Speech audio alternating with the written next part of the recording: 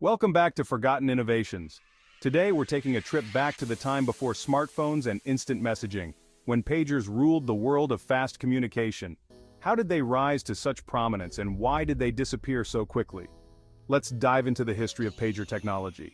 For those unfamiliar, a pager, also known as a beeper, is a small device that receives short, numeric, or alphanumeric messages. You could receive a phone number or a brief message, alerting you to call someone back. They were primarily used for quick, urgent communication. Before the internet and mobile phones, pagers were essential for doctors, business people, and emergency services. The technology behind pagers dates back to the 1950s, when the first wireless paging system was developed. It wasn't until the 1970s, though, that pagers started becoming mainstream, thanks to improvements in technology that allowed them to become more affordable and portable. So, how did these tiny devices actually work? Pagers functioned using radio waves. A message would be sent to a central operator, who then transmitted that message via radio signals to the recipient's pager. The pager would then beep or vibrate, alerting the user to check the screen for the message.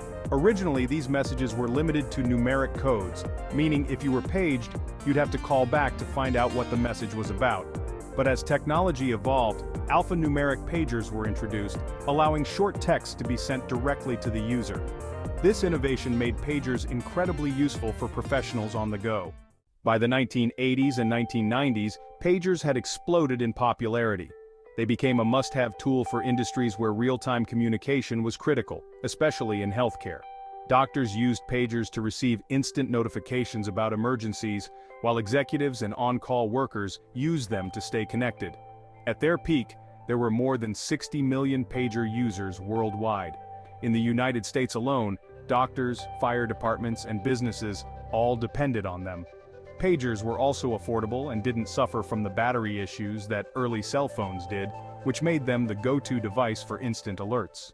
Pagers weren't just functional, they were also a cultural icon of the 90s. From TV shows to hip-hop lyrics, pagers became a status symbol for professionals, celebrities, and even teens. People would send each other numeric codes like 911 for emergencies, or 143 to say I love you. These codes were part of a pager culture that even led to a boom in personal pager sales during this era. But as with many innovations, pagers' dominance was short-lived. The development of cellular networks and mobile phones in the late 1990s marked the beginning of the end. Phones could do everything pagers did and much more. They allowed for full conversations, texting, and even internet access, features that made pagers obsolete almost overnight.